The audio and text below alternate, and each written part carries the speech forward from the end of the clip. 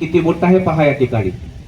ఆయన దేవుని స్వరూపము కలిగిన వాడు. तो देवाचा स्वरूपाचा असूनही దేవునితో సమానముగా పరలోకంలో ఉండేవాడు. देवाच्या बरोबरीचा असा तो स्वर्गराज्यामध्ये असायचा. అంటే సింహాసనం, म्हणजे त्याला सिंहासन होतं, అధికారం, त्याला सत्ता होती, శక్తి, त्याला ताकद होती. ఒక మాట అంటే కోట్ల దేవదూతలు వడికిపోయాయి. एक शब्द जरी उच्चारला तर लाखो देवदूत हादरायचे. సర్వశక్తిమంతుడు ఆయన. सर्व समर्थ तो होता. అంత గొప్ప స్థితిలో ఉన్న ఆయన, एवढ्या मोठ्या उंच पदावर असलेला, దేవునితో సమానంగా ఉన్న స్థితిలో ఉన్న ఆయన आणि देवाच्या बरोबरीचा असलेला तो येशू ख्रिस्त ఏం చేశారట?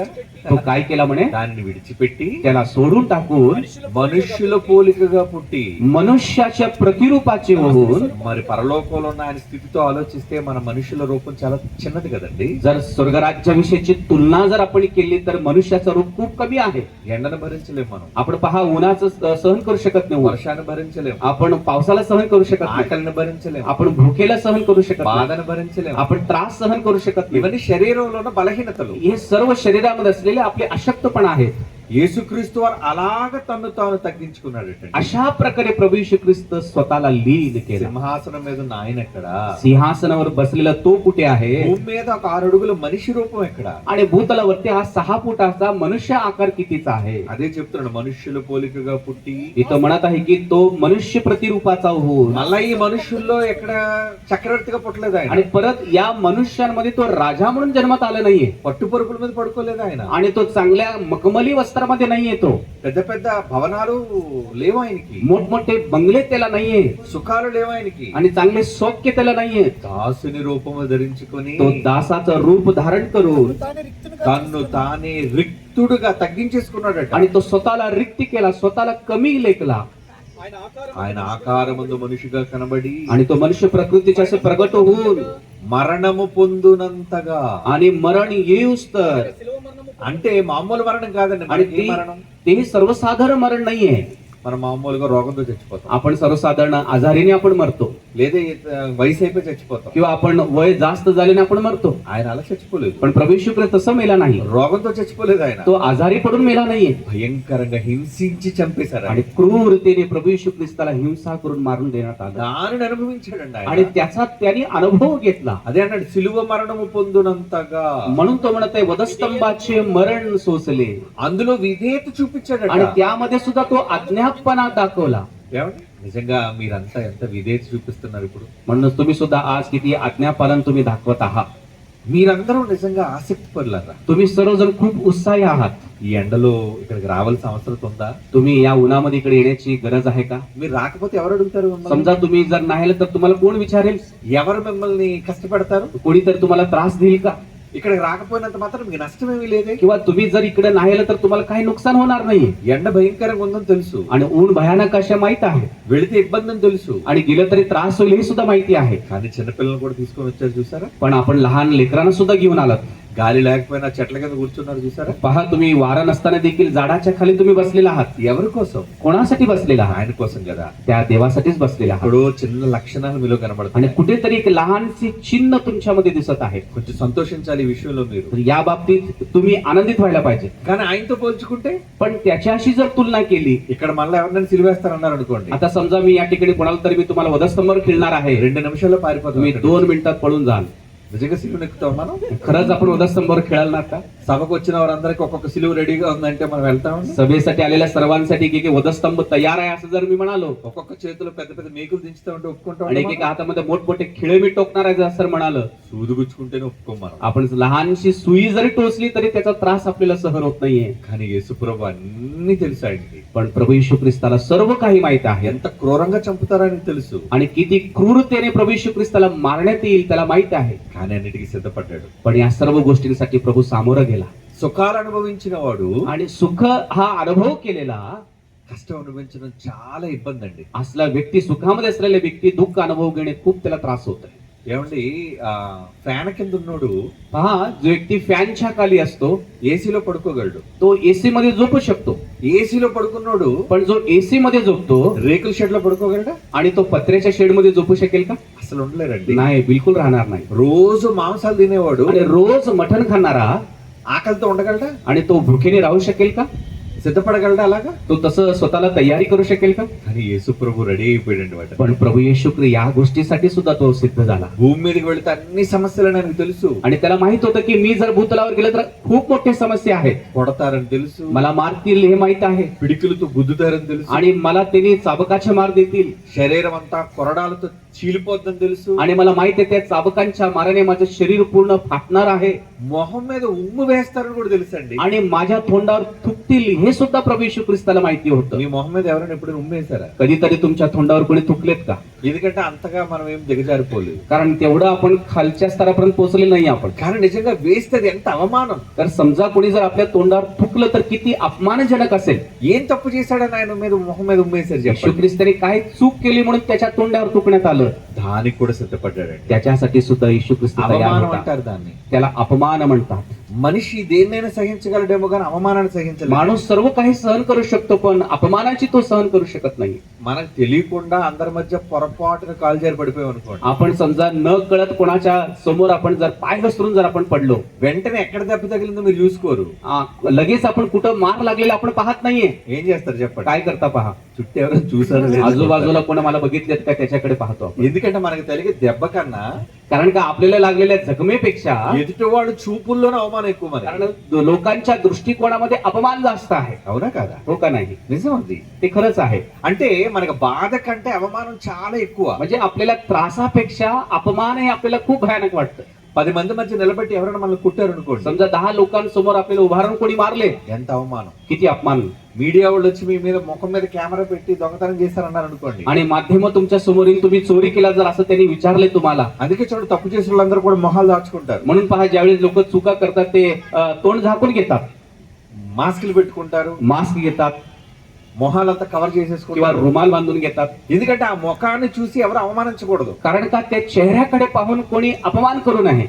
ఇంకొకటి చెప్పమంటారా? अजून एक सांगू का, మనిషికి అవమానం జరిగితే తట్టుకోలేడండి. माणूस ज्यावेळेस अपमान होते ते सहन करू शकत नाही, అవమానింపబడినందుకు ఆత్మహత్య చేసుకున్న వాళ్ళు చాలా మంది आणि ఉంటారండి. अपमान झाले या कारणाने अनेक लोक आत्महत्या केलेली आहेत. తెలుసా మీకు? माहिती आहे का तुम्हाला? చాలా మంది అండి खूप लोक आहेत. ఒక మాట అంటే భరించలేరు వాళ్ళు. एका शब्द सुद्धा त्यांना सहन होत नाहीये. మాస్టర్ తిట్టాడని ఆత్మహత్య చేసుకున్న పిల్లలు ఉన్నారు. गुरुजी रागवले म्हणून विद्यार्थी आत्महत्या करून घेतलेले आहेत.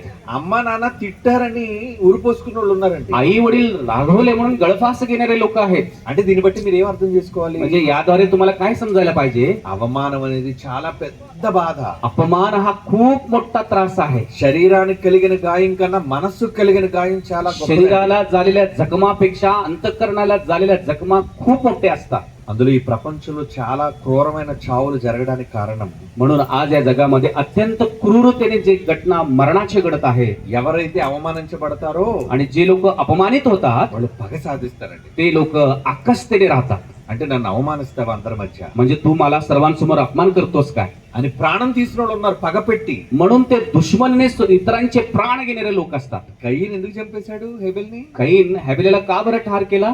నేను ప్రతిఫలం పెట్టాను, मी देवाकडे फळ आणून ठेवलं దేవుడు నాది స్వీకరించలేదు, आणि देवाने माझा दानार्पण स्वीकार केला नाही. నా తమ్ముడిది స్వీకరించాడు. माझा भाऊ जो आहे त्याचा त्याने स्वीकार केला. అవమానం ఫీల్ అయిపోయాడు వాడు. तो स्वतः अपमानात्मक तो असं फील होऊ लागला. అందుకే హేబెల్ని చంపేశాడు. म्हणून तो हॅबेलेला ठार मारला. అంటే అవమానం అంత భయంకరమైనది. जे अपमान इतकं भयानक आहे. మరి యేసు ప్రభు ఎన్ని అవమానాలు పొందాడండి? आणि प्रभू येशू ख्रिस्त किती अपमान त्याने सोसलं. ఆయన పుట్టుక నుంచి అవమానం అండి. आणि तो जन्मापासूनच अपमान आहे. ఆ చుట్టుపక్కల ఊర్లో ఉన్న వాళ్ళందరూ ఏమన్నారు తెలుసా? आजूबाजू असले गावातले लोक काय म्हणाले माहितीये का, ఏంటి మీ అమ్మకి పెళ్లి కాకముందు నువ్వు పుట్టావు కదా? काय रे बाळा, तू तुझ्या आईला लग्न न होतास तू जन्म घेतलास म्हणे. ఎలా ఉంటదండి ఈ మాట? हे शब्द कसे असतील? నీకు నాన్న లేడట కదా? तुला वडील नाहीत म्हणे ना, మీ అమ్మ ఎవరితో పడుకుందట కదా? तुझी आई कोणाकडे तर झोपली म्हणे ना. చాలా కఠినంగా ఉంటాయండి ఆ మాట. खूप कठीण असतात असले शब्द. అలాంటి మాటల మధ్య ఊర్లో పెరిగాడు ఆయన. असल्या शब्दांमध्ये त्या गावामध्ये प्रभू येशू ख्रिस्त लहानाचा मोठा झाला. చిన్నప్పటి నుంచి అలాంటి అవమానపు మాటలు విని విని విని लहानपणापासून असले अपमानजनक शब्द ऐकून ऐकून ऐकून అవమానం అలవాటు అయిపోయిందండి. आणि तो अपमान त्याला सवय झाली शेवटी. సిలువ వేసిన తర్వాత आणि ज्यावेळी वधस्तंभावर खेळण्यात आलं, ఏంటి దేవుడు కొడుకువా నువ్వు? काय तू देवाचा पुत्र आहेस का? ఏంటి దేవాలయాన్ని పడగొడతా నువ్వు లేపుతానన్నావు? का तू ते मंदिराला पाडतो म्हणालास? ఏది ఇప్పుడు దిగు చూద్దాం. आता उतरू नये खाली.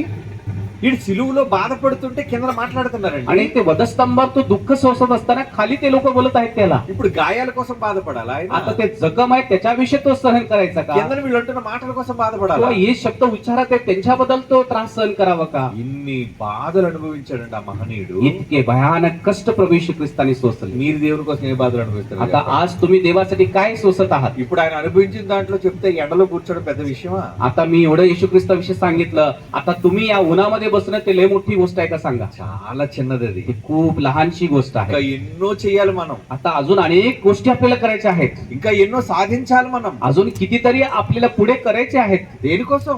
कशासाठी? పరలోకం కోసం, देवाच्या राज्यासाठी. యేసుక్రీస్తు అందుకే त्यासाठीच प्रभू येशू ख्रिस्त స్వీకరించబడ్డాను అంటారు చూడండి ఆ మాటలోనే. म्हणून పత్రిక त्या फिलिपी पत्रिकेमध्ये म्हटलेलं आहे की त्याला स्वीकार करण्यात आलं కొడుకుగా అంగీకరించబడ్డాడట ఆయన. आणि पुत्र म्हणून त्याला स्वीकार करण्यात आलं. విధేయత చూపించినందున तो आज्ञाधारक असल्या कारणाने ఆయన అంగీకరింపబడెను. आणि तो स्वीकारला गेला. yes you are my son. हो, तू खरंच तू माझा पुत्र आहेस. దేవుడు అన్నాడట, देव म्हणाला म्हणे నువ్వు परमेश्वर నా కొడుకువి. तू माझा पुत्र आहेस. మరి నిన్ను కుమార్తెగా కొడుకుగా అనాలి అంటే आज जर तुम्हाला त्याची मुलगी आणि मुलगा जर परमेश्वर तुम्हाला म्हणायचं असेल तर దేవుని కోసం అవమానాలు భరించగలుగుతున్నామా? तुम्ही परमेश्वरासाठी अपमान सहन करत आहात का? ఈ మధ్యన చట్టం చేసిందండి. या दरम्यान एक कायदा करण्यात आलं. ఎలాంటిదో తెలుసా? ती कसली कायदा? నువ్వు క్రైస్తవుడు అయితే నువ్వు ఎస్సీ కాదు. तुम्ही जर ख्रिस्ती झालात तर तुम्ही एससी नाही आहात నువ్వు క్రైస్తవుడు అయితే ఎస్టీ కాదు. आणि तुम्ही जर ख्रिस्ती झालात तर तुम्ही अनुसूचित जमातीचे नाही आहेत तुम्ही. మరి ఎంతో మంది పేదవాళ్ళు ఉన్నారు కదా, పేదవాళ్ళు आणि పేదవాళ్ళు ఉన్నారు कितीतरी కదా. गरीब लोक आहेत ना, వాళ్ళకి తినడానికి తిండి पण లేదండి, त्यांना जेवण नाहीये, ఉండడానికి ఇల్లు లేదండి. त्यांना राहण्यासाठी घर नाहीये. వాళ్ళు క్రీస్తు నమ్మినంత మాత్రాన ते प्रभू येशू ख्रिस्तावर विश्वास ठेवले म्हणून ఆ రాత్రికి రాత్రి కోటీశ్వర్లు आणि అయిపోతారు. ते रातोरात ते लोक धनवान होतात का? కానీ ఈ చట్టం ఏమంటుందో తెలుసా? पण हे कायदा काय म्हणते माहित आहे का? నువ్వు క్రైస్తవుడు అయితే, जर तुम्ही ख्रिश्चन झालात, యేసుప్రభు నమ్ముకుంటే, जर तुम्ही येशू ख्रिस्ताला मानलात, మీకు మీ ఏ రాయితీలు ఏమో. आम्ही तुम्हाला कुठलीही सवलत देऊ शकणार నువ్వు नाही. ఎస్సీ కాదు, तू एससी नाहीयेस, ఎస్టీ కాదు, तू एसटी नाहीयेस, నీకు ప్రభుత్వం నుంచి ఏది మేము ఇవ్వం, సహాయం చెయ్యం. तुला सरकाराकडनं कुठलेही तुला सहाय्य मिळणार नाही. ఏమిటి నిజం చెప్పండి, ఇది న్యాయమా? पण मला सांगा, हे खरं सांगा, हे सत्य आहे का? పేదవాడికి ప్రభుత్వం ఎప్పుడు సాయం చేయాలో తెలుసా? गरीब माणसाला या सरकारने कधी मदत करायला వాడి पाहिजे? లేబుని బట్టి సాయం చేయాలి, त्याच्याकडे काही नसल्यामुळे त्याला मदत करायला पाहिजे, మతాన్ని బట్టి కాదు. धर्मामुळे त्याला मदत करू नये. అంటే క్రైస్తవుడైతే మాత్రం వాడు గొప్పోడట, ख्रिश्चन झाल्या कारणाने तो खूप मोठा आहे म्हणे. క్రైస్తవుడు కాకపోతే మాత్రం వాడు పేదోడు. समजा तो व्यक्ती ख्रिश्चन झाला नाही तर तो गरीब आहे म्हणे. ఇప్పుడు చెప్పండి, న్యాయం ఉందా? आता सांगा, याच्यामध्ये इन्साफ आहे का? మరి అన్యాయం భరించకపోతే ఎలా చెప్పండి? मग अन्याय जर सहन नाही केले तर काय होणार? आता క్రైస్తవులకి ఎందుకు ఇలా జరుగుతుంది చెప్పండి? फक्त ख्रिस्ती लोकांना तसं का घडतं? మీలో ఎంతమంది ఈ అవమానాన్ని భరించగలరు? आणि किती लोक तुम्ही हे अपमान सहन कराल? ఎంతమంది ఈ రాయితీలు వద్దనుకొని బ్రతకగలరు? आणि किती लोक आम्हाला या सवलती नको असं तुम्ही म्हणाल? చాలా మంది ఏం చేశారు తెలుసండి? కొంతమంది खूप लोक काय केले माहितीये का? ఎప్పుడైతే ఈ చట్టం వచ్చిందో ज्यावेळेस हा कायदा लागू झाला ఇంట్లో యేసుప్రభు ఫోటోలు తీస్తారు, आणि घरात असलेले येशू ख्रिस्ताचे फोटो काढून टाकले ఇంటి ముందర పేర్లు ప్రభు పేర్లు తీస్తారు. आणि घरासमोर असलेले ते ख्रिस्ती नावं सुद्धा काढण्यात आलं. ఎందుకంటే మేము ఎస్సీలం కాదు, कारण का आम्ही एसटी कास्टचे नाही आहोत, మేము ఎస్టీలం కాదు. कारण आम्ही एसटी जातीचे नाही आहोत. ఎవరైనా ఇన్స్పెక్షన్ వస్తే आणि जर समजा कोणी निरीक्षणासाठी आले ప్రభుత్వం నుంచి వచ్చే రాయితీలు మాకు పోతాయి, आणि सरकाराकडून येणारे सवलत जातील, ఆ కష్టం మేము భరించలేము. ते त्रास आम्ही सहन करू शकणार नाही. యేసునైనా వదిలేసుకుంటాం, आम्ही येशू ख्रिस्ताला सोडून टाकतो, काय हरकत नाहीये. క్రైస్తవులైనా కాదని చెప్పుకుంటాం. आम्ही ख्रिस्ती नाही म्हणून सुद्धा आम्ही सांगू. వీడికి వస్తుందా పరలోకం? असल्या लोकांना देवाचा राज्य मिळेल का? క్రైస్తవుడు అయితేనే బాధండి. तुम्ही ख्रिस्ती झाला तरच तुम्हाला त्रास आहे. ఇవన్నీ జరుగుతున్న దేవుడు ఎందుకు చూస్తూరుకున్నాడు आणि हे सर्व काही घडत असताना परमेश्वर पाहत देखील तो का उभा आहे? నీకు పరలోకం ఇవ్వడానికి. तुम्हाला देवाचा राज्य द्यायचा. ఎంతమంది కష్టాలు నిలబడతారు అని చూస్తున్నాడు. किती लोक या त्रासामध्ये सहनशीलतेने राहतील, उभा राहतील पाहत आहे देव. దేవుడి నుంచి సుఖాలే మనకు కావాలండి. परमेश्वराकडून केवळ सुखच आपल्याला पाहिजेत का? కష్టాలు వద్దా మనకి? देवाकडनं दुःख नव्हेत का आपल्याला? తాళి కట్టించుకున్న తర్వాత భార్య, ज्यावेळेस आपण मंगळसूत्र बांधतो, एक पत्नी, భర్త సంపన్నుడైతే పర్వాలేదు, आणि समजा नवरा जर धनवान असेल तर काय हरकत नाहीये. కానీ వ్యాపారంలో నష్టం వచ్చి पण समजा त्याच्या व्यापारामध्ये जर त्याला नुकसान झालं వీధిని పడితే आणि जर समजा तो बाहेर पडला गेला భార్య వదిలి వచ్చే భర్తని, आणि समजा त्यावेळेस त्याची नवरी त्याला सोडेल का? అది బంధం అనిపించుకుంటారు. आणि सोडून आली तर त्याला खरंच ती चांगली बंधन आहे का? డబ్బు ఉన్నా లేకపోయినా భర్త ఎప్పుడు. पैसा असो किंवा नसो, तुमचा नवरा हा नवराच आहे. బంధం ఎప్పుడును. आणि ते कधी अनुबंध हा अनुबंधच आहे. కనుక దేవునికి మనకి ఉన్న అనుబంధం आणि म्हणूनच परमेश्वराला आपल्याला असलेलं जे नातं आहे డబ్బు వల్ల కాదు, ते पैशामुळे नाहीये, అధికారం వల్ల కాదు, ते सत्तेमुळे नाहीये, చట్టం వల్ల ते కాదండి. कायद्यामुळे नाहीये, కేవలం మన భక్తిని బట్టి. फक्त आपल्या भक्तीवरून अवलंबून आहे. దేవుడు కష్టపెడతాడు కాబట్టి మన దేవుడు కాకుండా పోడు ఆయన. परमेश्वर आपल्याला त्रास देत असल्या कारणे तो परमेश्वर नाही होत आहे कधी. అందుకే యోబు అన్నాడు భార్యతో, म्हणून तो యోబు आपल्या पत्नीशी म्हणाला, ఓ పిచ్చిదానా, अरे वेडी, దేవుడు వల్ల మంచి అనుభవిస్తావు గానీ परमेश्वरकडे सगळं काही चांगलीच तू घेतलीस దేవుని వల్ల బాధ అనుభవించవా? आणि आता परमेश्वरकडे तुला वाईट नको आहे का? ఈ రోజు ప్రపంచ క్రైస్తవులు ఎలా ఉన్నారండి? आज जगाच्या पाठीवर असलेले ख्रिस्ती लोक कसे आहेत? దేవుడంటే సుఖం, देव म्हणजे हा सुख देणारा, దేవుడంటే మాకు మంచి ఆరోగ్యం ఇవ్వాలి, परमेश्वर म्हणजे आम्हाला चांगलं आरोग्य द्यायला पाहिजे, డబ్బులు ఇవ్వాలి, आम्हाला पैसा द्यायला पाहिजे, పెళ్లి చేయాలి, आमचं लग्न व्हायला पाहिजे, ఇల్లు కట్టాలి, घर व्हायला पाहिजे, ఆశీర్వాదాలు ఇవ్వాలి, आम्हाला खूप आशीर्वाद द्यायला पाहिजे, అప్పుడే మాకు దేవుడు. तेव्हाच आम्हाला परमेश्वर पाहिजे. మీ దేవుడు ఏమివ్వడా? तुमचा देव काय देणार नाही का? అయితే మేము నమ్ముకోం, ठीक आहे, आम्ही त्याच्यावर विश्वास करणार नाही నమ్మి ఇంకో దేవుడి దగ్గరికి వెళ్ళిపోతాం. आणि असं आम्ही दुसऱ्या देवाकडे जातो. వాడు భక్త असली भक्ती आहे म्हणता काय? కాదండి, కాదు. नाही नाही, నిజంగా దేవుడిని ప్రేమించే వాళ్ళు, खरंच जे लोक देवावर प्रीती करतात, దేవుడు ఏది ఇచ్చినా ఇవ్వకపోయినా, परमेश्वर त्यांना देव किंवा न देव, ఆకలి దప్పులతో ఉంచిన त्याने उपवास मारामध्ये जरी राहू दे, ఆ దేవుని ఎప్పుడు వదులుకోకూడదు. त्या परमेश्वराला आपण कधी त्याग करू नये. అదేనండి యేసు ప్రభువుని సంపూర్ణత. तेच प्रभू येशू ख्रिस्तामध्ये परिपूर्णता आहे. సింహాసనం మీద ఉన్నప్పుడు ఎంత ప్రేమ కలిగి ఉన్నాడో, सिंहासनामध्ये असताना तो जितकं तो प्रेमळ आहे, భూమి మీదకి వచ్చిన తరువాత కూడా దేవుడు అంటే అంత ప్రేమ. आणि भूतलावरती तो आल्यानंतर सुद्धा देवा पित्याविषयी त्याला तितकंच प्रेम आणि आधार आहे. నేను ఎంత కష్టం అనుభవించలేను, వెళ్ళను అని అనలేదు. मी एवढं काही त्रास सहन करू शकत नाही, मी जाऊ शकणार नाही असं तो नाही म्हणाला. అందుకే ఆయన సంపూర్ణ పురుషుడయ్యాడు. म्हणून तो परिपूर्ण प्रौढ व्यक्ती झाला. మరి మీరు, आणि तुम्ही, మనం కూడా సంపూర్ణ పురుషులం అవ్వాలి आपण అంటున్నాడు. सुद्धा प्रौढ पुरुषत्व आपल्यामध्ये आलं. అదేంటంటే మనం చదువుకున్న మాట. तेच आपण वाचलो आता इतिहास. చదువుదాం మళ్ళీ ఎఫెసీయులకు రాసిన पुन्हा वाचू एपीसी पत्र 4వ అధ్యాయం 4th अध्याय 11వ వచనం. 11 वचन. మనమందరం విశ్వాస విషయములో, आपण सर्व विश्वासासंबंधी, దేవుని కుమారుని గురించిన జ్ఞాన విషయంలో, देव पुत्राच्या ज्ञानाविषयी ఏకత్వం పొంది आपण सर्व एकत्वाप्रत, మీ అందరిలో ఒక్క మనస్సు రావాలి అంటున్నాడు. तुम्हामध्ये सर्वांचं एकच मन असायला पाहिजे. అనగా म्हणजेच క్రీస్తుకు కలిగిన సంపూర్ణతకు, म्हणजे ख्रिस्त येशूला मिळालेली प्रौढता సమానమైన సంపూర్ణత కలవారు మగు వరకు आणि ती संपूर्ण ज्ञानाप्रत पोहोचण्यासाठी ఆయన ఇలాగు నియమించెను. त्याने आपल्याला असं नेमलं आहे. మరి మీరు సంపూర్ణంగా మారాలనుకుంటున్నారా? मग तुम्ही परिपूर्णतेमध्ये व्हावं असं तुम्हाला इच्छा आहे का? చాలా మందికి సంఘంలో అధికారం ఇస్తే గొప్పగా ఉంటారండి. ज्यावेळेस एका मंडळीमध्ये तुम्हाला वडील करतात त्यावेळेस तुम्ही चांगले राहता, పోస్ట్ తీసాం అనుకోండి, आणि समजा ते वडील पदापासून तुम्हाला काढल्यावर ఆ రోజు నుంచి శత్రువు అయిపోతారు. त्या दिवसापासून तुम्ही दुश्मनी बाळगता. చాలా మంది खूप लोक, మనసులు ఎలా ఉంటాయంటే, त्यांचे हृदय कसे असतात, వేదిక మీదకి పిలవలేదని శత్రువు అయిపోతారు. काही लोक मंचावर आम्हाला बोलवले नसल्या कारणाने एखाद्याचे दुश्मनी बाळगतात. పాడడానికి పాట అవకాశం ఇవ్వలేదని శత్రువు అయిపోతారు. गाण्यासाठी गीत आम्हाला दिले नाही म्हणून काही लोक दुश्मनी भावनेने वागतात. డబ్బులు సాయం చేసినందుకు పేరు చదవలేదని శత్రువు అయిపోతారు. आम्ही पैसा दिला पण आमचं नाव त्यांनी घेतलं नाही म्हणून त्या दिवसापासून दुश्मनी भावनेने राहतात. అంటే మరి వీళ్ళకి ఏం కావాలన్నమాట? म्हणजे यांना काय हवंय? పేరు కావాలి, यांना नाव प्रतिष्ठा पाहिजे, సింహాసనం కావాలి, यांना सिंहासन पाहिजे, అధికారం కావాలి, यांना सत्ता पाहिजे, వేదిక మీద కూర్చోవాలి. यांना मंचावर बसवायला पाहिजे. అప్పుడే కాదు గొప్పోళ్ళు, तेव्हाच तुम्ही मोठे नाही आहात. నిన్ను వేదిక మీద కూర్చోబెట్టకపోయినా जरी तुम्हाला मंचावर बोलवले किंवा न बोलवले, సహిస్తారే. तुम्ही जे सहन करत आहात ఎవ్వరి మీద కోపం పెట్టుకోరే. आणि कोणावरही तुम्ही कोपत नाही आहात, అప్పుడు మీరు సంపూర్ణ పురుషులు. तेव्हा तुम्ही परिपूर्ण प्रौढ असाल. యేసు అలాగే ఉన్నాడు. येशू ख्रिस्त तसंच आहे. సింహాసనం లేకపోయినా, जरी त्याच्याकडे सिंहासन తన नाहीये ప్రేమ తగ్గలేదు. पण त्याचा प्रेम कमी झालं नाही. ఆకలితో ఉన్నా तो त्याने भुकेने होता దేవుని మీద ప్రేమ తగ్గలేదు. पण देवावरती असलेलं प्रेम कमी झालं नाही. మరి మనకేంటంటే చిన్న కష్టం వస్తే पण आपल्याला काही लहानसं जरी आपल्याला दुःख आलं, దేవుడి మీద బాధపడిపోతాం. आपण लगेच आपण देवावरती नाराज होतो. దేవుడు ఏం చేస్తున్నాడు మాకు అని అడుగుతాం. देव आम्हासाठी काय करत असं विचारतो आपण. అలా ఉండకూడదండి. మనం असं राहू नये आपण. మీరు నిజంగా సంపూర్ణ పురుషులు కావాలి అంటే, जर तुम्ही संपूर्ण प्रौढ पुरुष जर तुम्हाला व्हायचं असेल, ఉన్నా లేకపోయినా, असो किंवा नसो, అధికారం ఉన్నా లేకపోయినా, सत्ता असो किंवा नसो, ఆకలి దప్పులు తీరినా తీరకపోయినా, भूक तहान भागो किंवा न भागो, డబ్బులు ఉన్నా లేకపోయినా, पैसा असो किंवा नसो, దేవుని ప్రేమను ఎప్పుడు కూడా విడిచిపెట్టకూడదు. परमेश्वराची प्रीत कधी सोडू नका. అది యేసు చేసి చూపించాడు. त्या प्रभू येशू ख्रिस्ताने आपल्या जीवनामध्ये तो करून दाखवला, అందుకే సంపూర్ణుడయ్యాడు. म्हणून तो परिपूर्ण झाला. మరి ఈ రోజు మనం కూడా సంపూర్ణ కావాలి. म्हणून आज सुद्धा आपणही परिपूर्ण व्हायला पाहिजे. అందుకే కదా ఇంత దూరం నేను వచ్చాను. म्हणूनच मी इतक्या लांबून तुमच्याकडे आलो. మీకు వాక్యాన్ని వినిపిస్తున్నారు బోధకులు. मी सेवक लोक तुम्हाला वचन सांगत आहेत. ఇంత లక్షల రూపాయలతో ఈ సభలు ఎందుకు పెట్టారు చెప్పండి. लाखो रुपये खर्च करून ही सभा का बरं ठेवण्यात आल्या आहेत? మీలో చాలా మంది త్యాగాలు చేశారు. कारण तुम्हामध्ये अनेक लोक त्याग केलेत. మీలో చాలా మంది కష్టపడ్డారు. तुम्हामध्ये अनेक लोक मेहनत घेतली आहेत. దానికి కారణం त्याला कारण పరలోకమందు మీకు గుర్తింపు కావాలి. परमेश्वराच्या राज्यामध्ये तुमची ओळख पाहिजे. దేవుడు మిమ్మల్ని చూస్తున్నాడు. परमेश्वर तुम्हाला पाहत आहे.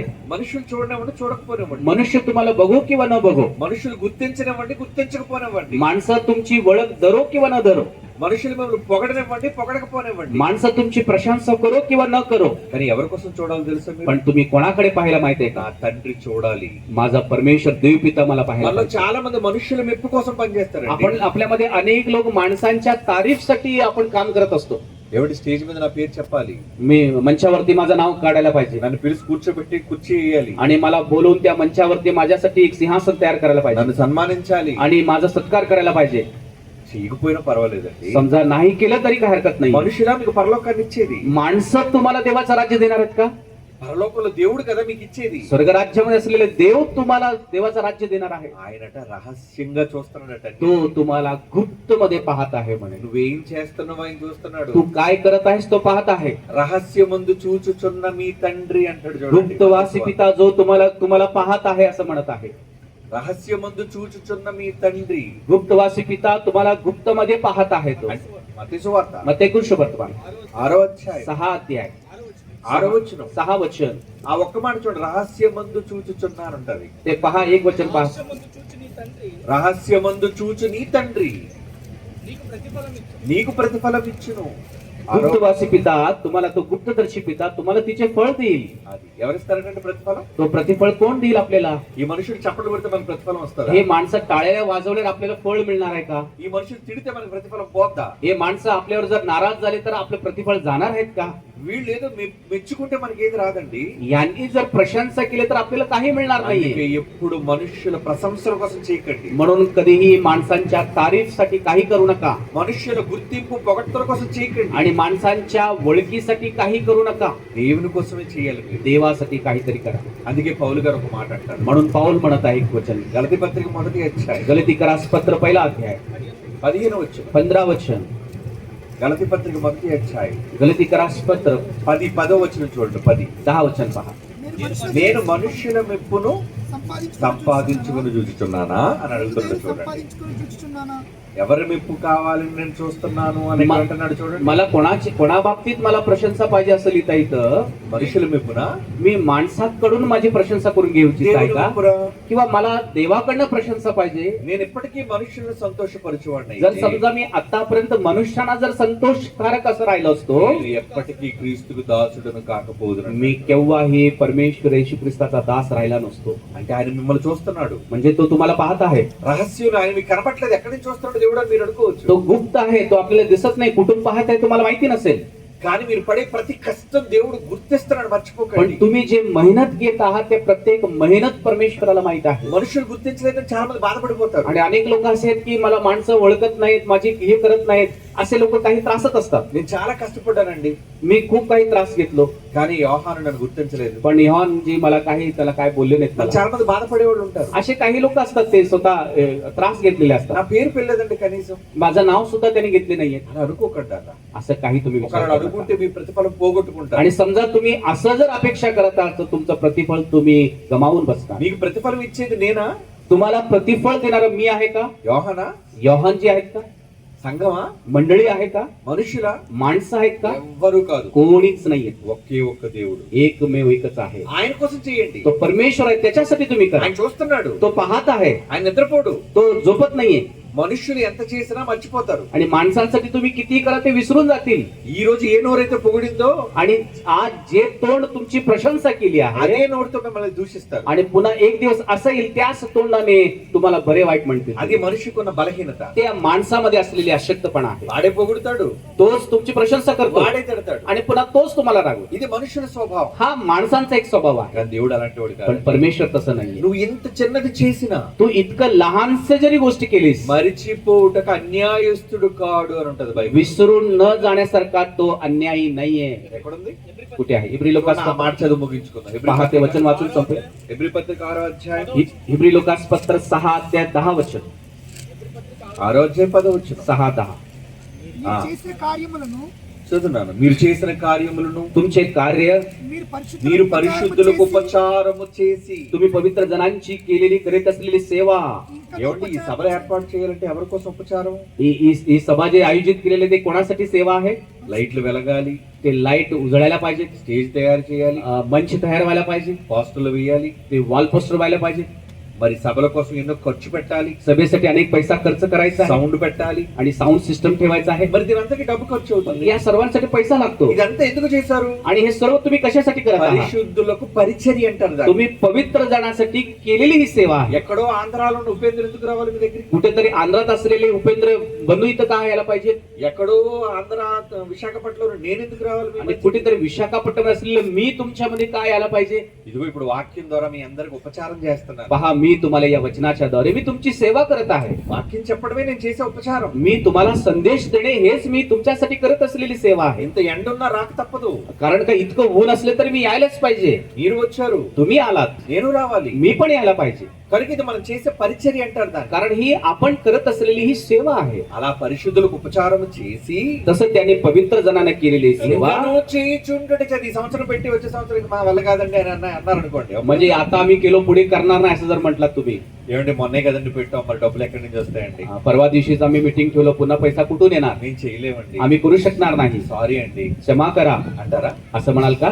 ఏమండి మధ్యాహ్నం అన్నం తిన్నామండి, సారీ రాత్రి తినలేనండి అంటారా? आम्ही दुपारी जेवलो पुन्हा रात्री जेवत नाही, सॉरी असं तुम्ही म्हणता का कधी? రాత్రి పడుకొని లేచానంటే మధ్యాహ్నం పడుకొని అంటారా? आणि मी रात्री झोपलो पुन्हा दुपारी मी झोपणार नाही असं म्हणाल का? మీ అవసరం తీర్చుకోవడానికి ఎన్నిసార్లు ఏదైనా చేస్తారే. तुमच्या गरजा पूर्ण करण्यासाठी जितकं पाहिजे तितकं तुम्ही करता. మరి దేవుని పనులు వచ్చేసరికి पण ज्यावेळेस देवाच्या कामाच्या बाबतीत చాలా మంది మనలో నిర్లక్ష్యం. अनेक लोक आपल्याला दुर्लक्ष करतात. నేను చేయలేనండి, मी करू शकणार నేను नाही, రాలేనండి, मी येऊ शकत నేను नाही, ఇవ్వలేనండి, मी देऊ शकत नाही, నేను ఉండలేనండి. मी राहू शकत नाही. నో నో, దేవుడు వీటన్నిటిని గురించి చూస్తున్నాడు ఆయన. नाही नाही, परमेश्वर या सर्व गोष्टी पाहत आहे. మీరు ఎవరెవరికి ఎంత చేస్తున్నారో చూస్తున్నాడు ఆయన. तुम्ही कोणाला काय काय करत आहात सर्व काही परमेश्वर पाहत ఇంత आहे. దూరం నేను ఎందుకు వచ్చాను? मी एवढं लांब का आलो? నాకు కూడా స్వార్థం ఉంది. मला पण एक स्वार्थ आहे. ఏంటి డబ్బులు వస్తాయని కాదు, कारण पैसा येत आहे म्हणून नाहीये, డబ్బుల కోసం కాదు. पैशासाठी नाहीये. నేను వచ్చి వాక్యం చెప్పడం వల్ల పరలోకంలో నాకు జీతం. मी येऊन या ठिकाणी संदेश दिला तर मला स्वर्ग राज्यामध्ये वेतन आहे. మరి చచ్చిపోయిన తర్వాత నేను సంపాదించుకోవద్దా? कारण का मी मेल्यावरती मला संपत्ती नको आहे का? ఇక్కడ అందరూ ఇక్కడే సంపాదించుకుని వదిలిసిపోతున్నారు. अनेक लोक इथंच पैसा कमवून इथंच सोडून जातात. కానీ నేను పరలోకంలో సంపాదించుకోవాలి. पण मी स्वर्ग राज्यामध्ये धन मिळवायला पाहिजे. అందుకు కష్టపడాలి, त्यासाठी मला परिश्रम करावा लागेल. ఉపచారం చేయాలి, मी सेवा करायला पाहिजे. గ్రామాలకు వెళ్ళాలి, मी गावामध्ये जायला पाहिजे, పట్టణాలకు వెళ్ళాలి, शहरामध्ये जायला पाहिजे. మీరు పెట్టింది తినాలి, तुम्ही जे काही मला वाढाल ते जेवायला पाहिजे. ప్రయాణాలు చేయాలి, मी प्रवास करायला पाहिजे. ఆరోగ్యాన్ని కాపాడుకోవాలి. मी माझं स्वतःचं स्वास्थ्य सांभाळायला पाहिजे. అందరూ మాంసాలు పెట్టేస్తున్నారు, आणि सगळेजण मला मांसाहार देत आहेत. అది వాళ్ళ ప్రేమ. ते त्यांचं प्रेम आहे. ఇలా 3 పూటలు నేను తిన్నాను అనుకోండి, आणि समजा 3 टाइम जर मी मांसाहार घेतलो, హార్ట్ అటాక్ తో పోతాను. मी हार्ट अटॅकने तुमच्या आधी मरून जातो. నేను ఇంకా చాలా సంవత్సరాలు బతకాలి. मला अनेक वर्ष जगायचे आहेत. ఎవరి కోసం? कोणासाठी? ఇల్లు కట్టడం కోసం, घर बांधण्यासाठी नाहीये, నా పిల్లల కోసం माझ्या मुलांसाठी नाहीये, కాదు కాదు, नाही नाही, నా దేవుని కోసం. माझ्या ఈ परमेश्वरासाठी, ఆరోగ్యాన్ని కాపాడుకోవాలి. माझ्या देवासाठी माझं आरोग्य मी सांभाळायला पाहिजे. నేను ఇక్కడికి రాకముందు నుంచి ఫోన్ చేస్తున్నారు, मी इथं येण्यापूर्वी मला फोन करत आहेत, మీరు ఏం తింటారు, तुम्ही काय खाल, మీ మెనू ఏంటని. तुमचं मेनू काय आहे? 5 స్టార్ మెనూ ఇవ్వమంటారా? 5 स्टारचा मेनू पाहिजे का? రోజు బిర్యానీ పెట్టినా మీరు తింటారు. रोज जरी तुम्हाला बिर्याणी दिली तर तुम्ही खाल, తినమా? खाऊ शकणार नाही का? చాలా మందికి రోజు మొక్కుంటేనే కానీ ముద్ద దిగదంటారు. हा, अनेक लोकांना मांसाशिवाय घास सुद्धा त्यांच्या तोंडात जात नाहीये. కానీ రోజు అలా తింటే ఏమవుతుంది ఆరోగ్యం? पण रोज असं जर तुम्ही जेवलात तर काय होईल आरोग्य? నా మీను అడిగినప్పుడు వెళ్తే ఏం చెప్పని తెలుసా? నా మీను అడిగినప్పుడు ఏం ज्यावेळेस मला विचारलं तुम्ही काय खाल्लं असं, ते मी म्हणालो त्यांना, తెల్లన్నం అంటారా? मला नुसतं पांढरं भात द्या. దాల్ తడక చెయ్యండి అన్నారు. मला फक्त डाळ द्या, ఆకుకూరలు ఉండండి. मला पालेभाज्या द्या. అదే చెప్పని వెళుతాం. एवढं सांगितलं त्यांना. ఇక్కడే కాదు, ఏ మీటింగ్కి వెళ్ళి అదే చెప్తాను. इथंच नाही, मी कुठे गेले तरी लोकांना ते सांगत असतो. తినేయాలని నాకు ఉంటది, मला पण खायची इच्छा आहे, రోజు తినాలని ఉంటది. रोज खावाची इच्छा आहे. తింటే చచ్చిపోవును, पण मी जर खालो तर मरू शकणार नाही का? ఎంతో పని చేయాలి. मला कितीतरी काम करायचं आहे. నా ఆయుష్యం తగ్గించేసుకోవాలని, मी माझं आयुष्य मी कमी करून घ्यायला पाहिजे అంటే का? ఆరోగ్యాన్ని కాపాడుకుంటూ मी माझा स्वतःचा आरोग्याची देखरेख करत దేవుని కోసం బ్రతకాలి. आणि मी देवासाठी जगायचं आहे. నేను ఎక్కువ కాలం బతికాను అనుకోండి, आणि समजा मी अधिक वय मी जगलो, నేను ఎక్కువ పరిచయం చేయగలను. मी अधिक सेवा करू शकेन. అప్పుడు నేను పరలోకంలో ఎక్కువ జీతాన్ని సంపాదించు. तेव्हा मला स्वर्गराज्यामध्ये अधिक वेतन मिळेल. కనుక నేను త్యాగం చేయక తప్పదు. म्हणून मला हे त्याग करायलाच पाहिजे. मला కనుక ఉపచారం చేయడం అంటున్నాడు. అందుకే म्हणून या ठिकाणी म्हणत आहे की करत कार्य सेवा म्हणत మీరు आहे. పరిశుద్ధులకు ఉపచారం చేసి तुम्ही पवित्र जनांची केलेली सेवा ఇంకనూ చేయుచుండుట చేత व करीत असलेली सेवा మీరు దేవుని పట్ల చూపిన ప్రేమను आणि तुम्ही देवावर दाखवलेली प्रीती మరుచుటకు దేవుడు అన్యాయస్తుడు కాడు. ही विसरून जाण्यास तो अन्यायी नाही. మనుషులు మర్చిపోతారేమో, माणसं विसरतील, నేను మిమ్మల్ని మర్చిపోవచ్చు, मी तुम्हाला विसरू शकेन, మీరు నన్ను మర్చిపోతారేమో, तुम्हीही मला विसराल, కానీ దేవుడు ఎప్పుడు మనల్ని पण మర్చిపోతాడు. परमेश्वर आपल्याला कधीही विसरणार नाही. అన్యాయం మనుషుల్లో ఉంటుంది, अन्याय हा माणसांमध्ये असतो, కానీ దేవుడిలో ఉండదు. पण परमेश्वरामध्ये अन्याय नाही. అంత మంచోడు ఆయన. इतकं तो उत्तम आहे. కనుక అన్యాయం చేసే మనుషుల కోసం బ్రతుకుదామా? म्हणून आपण जो आपल्यावर अन्याय करतो आपण त्याच्यासाठी जगायचं आहे का? అన్యాయమే చేయని దేవుని కోసం బ్రతుకుదాం. आणि जो कधीच अन्याय करत नाही त्या देवासाठी जगायचं आहे ఈ का? రోజులు ఎలా ఉన్నాయో తెలుసా అండి? आताचे कसं आहे या दिवस, నమ్మిన భార్యే భర్తను గుర్తుకొచ్చి చంపుతుందండి. ज्या पती पत्नीवर विश्वास ठेवतो तीच पत्नी त्याला मारून टाकते. ఢిల్లీలో दिल्लीमध्ये భార్యను ముక్కలుగా కోసి ఫ్రిడ్జ్ లో పెట్టాడు. आणि त्या आपल्या पत्नीचे तुकडे तुकडे करून तो फ्रीज मध्ये ठेवला त्याचा मांस. ఎంత నమ్మి తాళి కట్టించుకుందండి. म्हणजे किती त्याच्यावर विश्वास करून ती मंगळसूत्र बांधून घेतले तिच्याकडनं నమ్మే సొంత ఇంటిని వదిలించింది కదండి. आणि त्याच्यावर विश्वास करून आपलं स्वतःचं घरदार सोडून आली. కానీ వాడు అన్యాయస్తుడు. पण तो अन्याय आहे. పిల్లలే తల్లిదండ్రులు చంపుతున్నారు, आणि आई वडीलच मुलांना मारत आहेत, తల్లిదండ్రులే పిల్లల్ని దగ్గరుండి చంపుతున్నారు. आणि आई वडीलच मुलांना मारत आहेत. లోకం అంతా అలాగే ఉందండి. అన్యాయం. हे जग संपूर्ण अन्यायीच आहे. అన్నదమ్ముల మధ్య అన్యాయం, भाऊ भावामध्ये अन्याय आहे, తల్లిదండ్రుల మధ్య అన్యాయం, आई वडिलांमध्ये अन्याय आहे, కుటుంబాల మధ్య అన్యాయం, परिवारामध्ये अन्याय आहे, స్నేహితుల మధ్య అన్యాయం, मित्रांमध्ये अन्याय आहे, ప్రభుత్వాల మధ్య అన్యాయం, सरकारमध्ये सुद्धा अन्याय आहे, చివరికి న్యాయస్థానాల్లో కూడా అన్యాయం. आणि शेवटी न्यायालयामध्ये सुद्धा अन्याय आहे. వాళ్ళ కోసం బ్రతకాలి మనం. आपण त्यांच्यासाठी जगायचं आहे का सांगा? కాదండి, మన తండ్రి కోసం బ్రతకాలి. नाही नाही, आपण आपल्या पित्यासाठी जगायचं आहे. మరి ఎవరి కోసం బ్రతుకుతారు? मग कोणासाठी जगाल? మీ దేవుని కోసం క్రీస్తులా బ్రతికితేనే మీరు సంపూర్ణులు. तुम्ही तुमचा परमेश्वर येशू ख्रिस्तासारखं जगलं तरच तुम्ही त्याचे शिष्य आहात. సంపూర్ణంగా బ్రతకాలి. तुम्ही परिपूर्ण आहात. God bless you.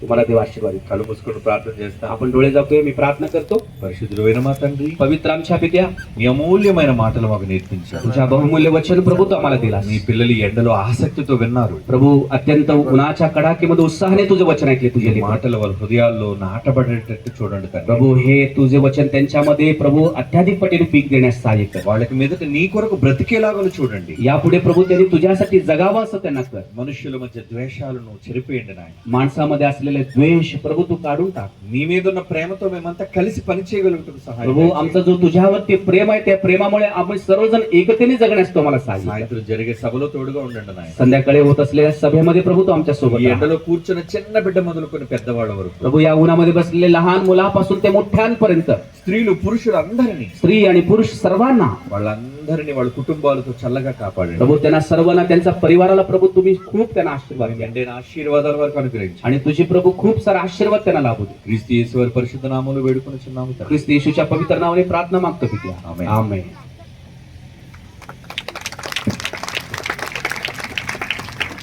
या वेळेपर्यंत आपले जॉईंट डायरेक्टर चांगला संदेश आपल्याला दिलेला आहे. ते संदेशाचं आपण पालन करूया, त्या वचनाप्रमाणे चालण्याचा प्रयत्न करूया. संध्याकाळची सभा वेळेवर 6:30 वाजता सुरू होणार आहे. आपण सर्वजण यावं. आणि उद्या देखील बायबल क्लास राहणार आहे, 2 क्लास राहणार आहेत. आता आलेल्या सर्वांना जेवणाची व्यवस्था करण्यात आलेली. आपण सर्वजण जेवण करावं. संध्याकाळी 6:30 वाजता आपण सर्वांनी यावं असं मी विनंती करतो. आणि आपण सर्वजण जेवणाचा स्वाद घ्यावं असं मी आपल्याला विनंती करतो. पास्टर्स आलेले सर्वांना भोजनाची व्यवस्था आहे. कोणीही जाऊ नका. सर्वजण जेवण केल्याशिवाय कोणी जाऊ नका. संध्याकाळी 6:30 वाजता आपण सर्वांनी यावं असं विनंती करतो. Okay, thank you.